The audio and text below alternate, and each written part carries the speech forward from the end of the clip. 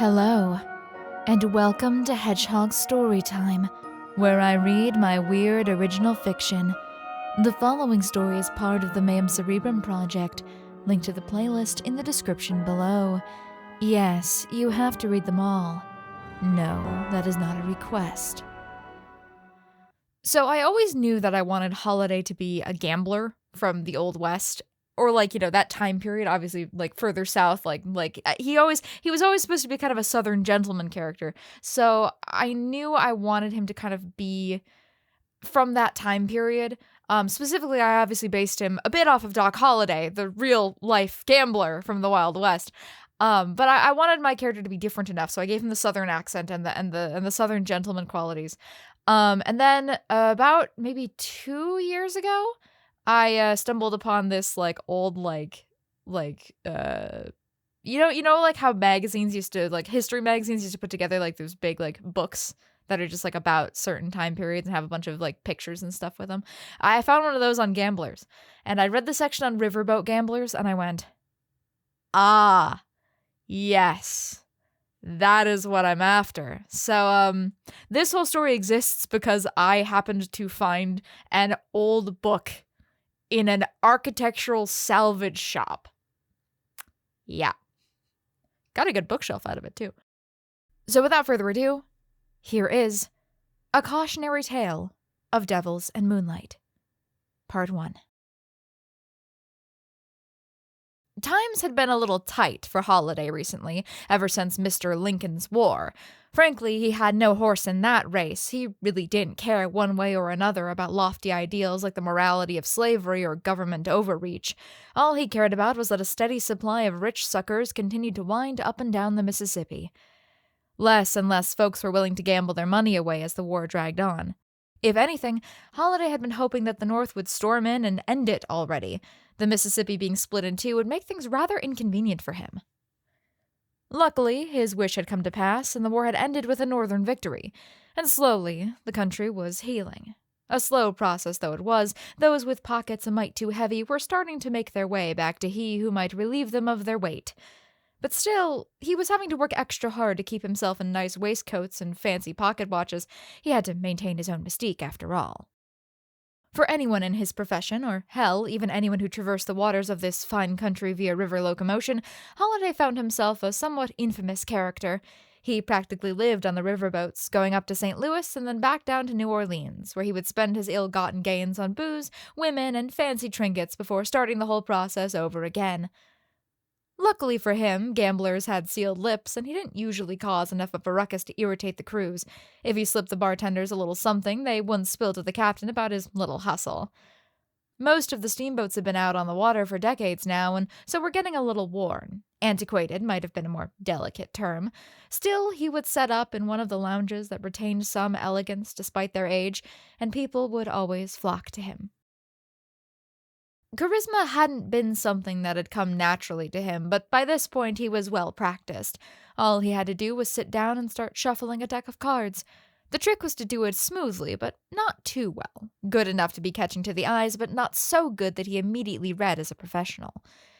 As soon as a few wealthy patrons of the fine establishment ambled over, then the game could begin. His main specialty was a little trick called 3-card Monte.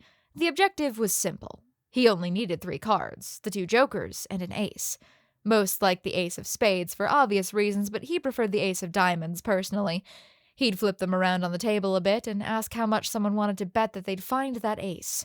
Of course, most would suspect that something was amiss with that simple setup, but that's where the accomplice came in. And old Mags was the best there was, primarily because no one would ever suspect her of being in on the take. She was a stooped old woman, most likely of some sort of gypsy stock. She always wore long shawls and was constantly futzing with a deck of cards she claimed her for fortune-telling. That's primarily what she did, tell the fortunes of the women and children aboard the steamboats. That is, when she wasn't helping Holiday.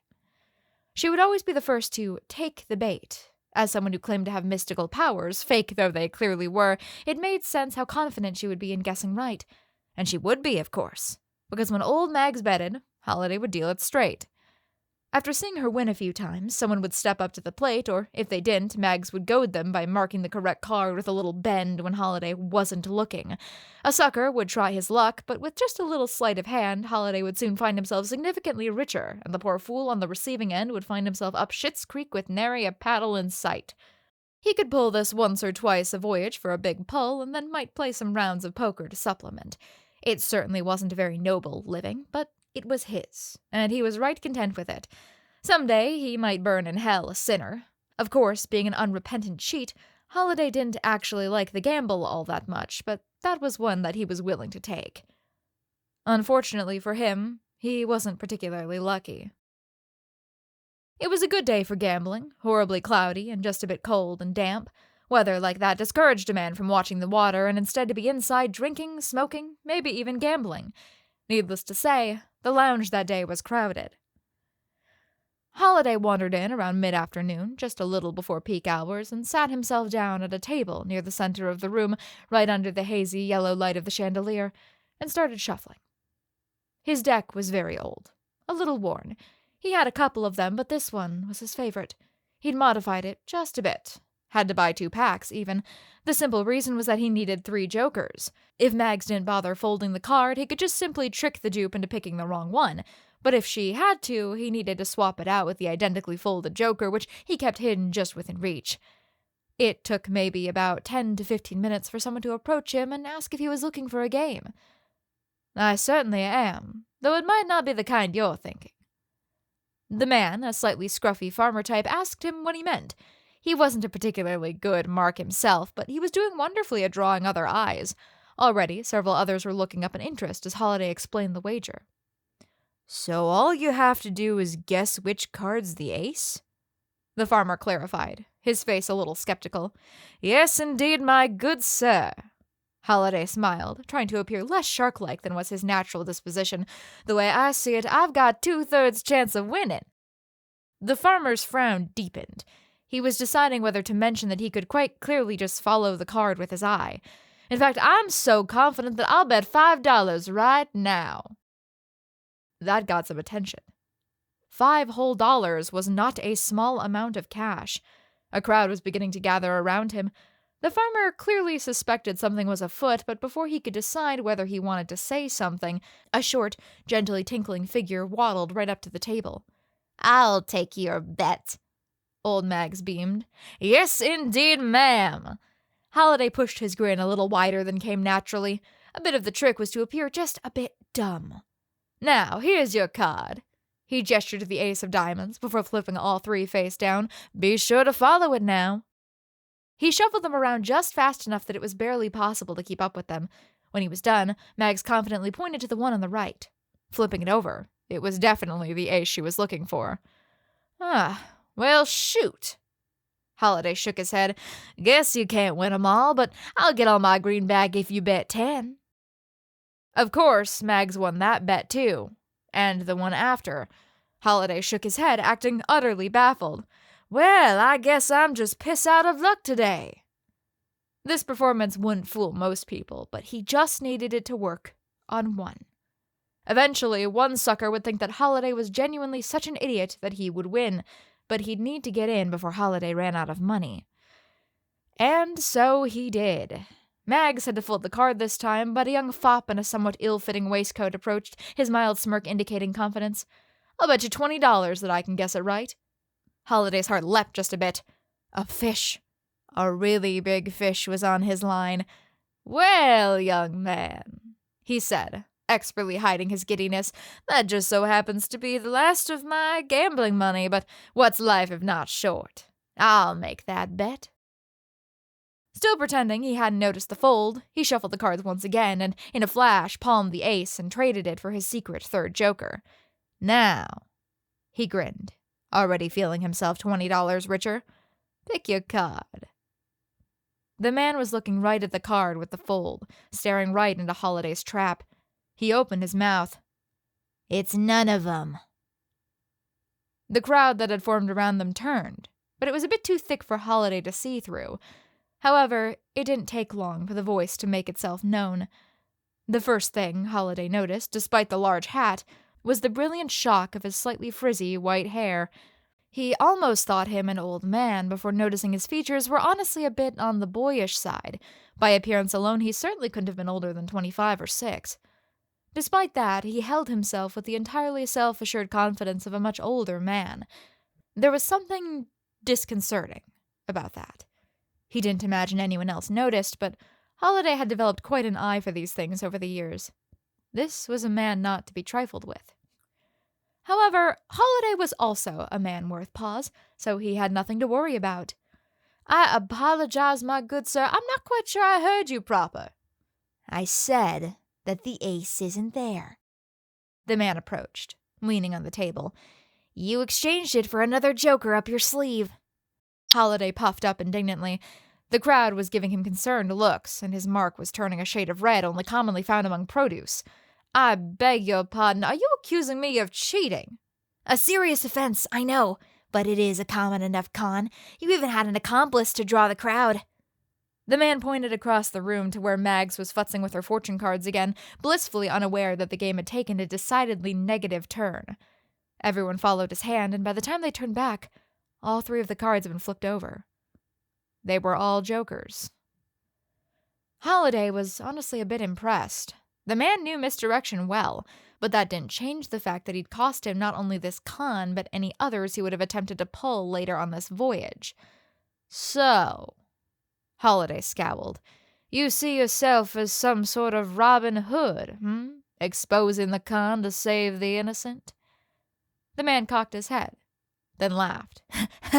"Oh no," he said. "I just wanted to let you know what you were up against." "I don't follow." Holiday felt, as suddenly as he could, the weight of the cold steel under his jacket. The man leaned in, staring straight at Holiday. He couldn't help noticing just how unnaturally green his eyes were. "Let's play a game, you and I. A game of chance." An intense dislike of this man built up like bile in his throat. He wanted that cocky smile gone. "I feel I have no choice if I want to regain my honor. I accept. Name your game, Mr. "Broski." The man grinned. "No Mr. involved." It couldn't have been a real name. Too outlandish, but Holiday wasn't one to talk. "And I myself am rather partial to blackjack." "Blackjack?" Holiday found himself perplexed. "You can't play blackjack against each other." "Sure you can." Broski waved his concerns off. "We take turns dealing, and whoever gets closest to blackjack without busting wins the pot." Holiday thought about this for a second. Broski seemed to have chosen a rather simple game on purpose, so he could watch Holiday and make sure he didn't cheat. But if there was one thing Holiday knew, it was a deck of cards. He was pretty confident that if he was cautious, he could certainly stack things in his favor. "Oh, one more thing." Broski's smile turned a bit malicious, as if he'd been reading Holiday's mind. "I don't trust you as far as I can fucking throw you, so to prevent any shenaniganry, let's play with a different deck of cards. Something like..." He glanced around. "Oh, hers." Groaning, Holiday followed his finger, only, of course, to meet the gaze of old Mags shuffling her fortune cards in the corner. He had a bad premonition about how this game was going to go. They explained the situation to her, and she handed over the cards willingly. Upon examining them, Holiday realized 2 things. Number 1, that these cards were longer than your average playing card, which would make shenaniganry, as Broski had called it, more difficult.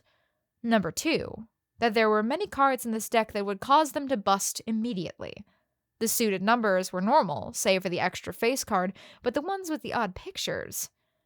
"Well, then we'll just pick a different number for blackjack." Broski shrugged in response to Holiday's concern. This was quickly becoming complicated, and more than a little idiotic. "Let's say, like, 69. "Why 69 in specifics?" For some reason, it appeared that Broski was very close to laughter.